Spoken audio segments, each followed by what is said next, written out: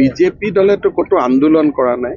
BJP দলে মাত্ৰ ৰাহুল গান্ধীৰ বিৰুদ্ধে বিচাৰ লাগে বুলি তেওঁলোকে এটা সমদল উলিয়াইছে। ইয়াত তেওঁলোকৰ কোনো দাবী নাই।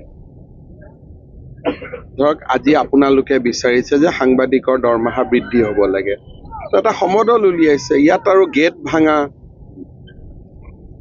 হাকোটাৰ ওপৰেদি পাৰ হৈ যোৱা তেনেকুৱাতো কোনো কথা নাই।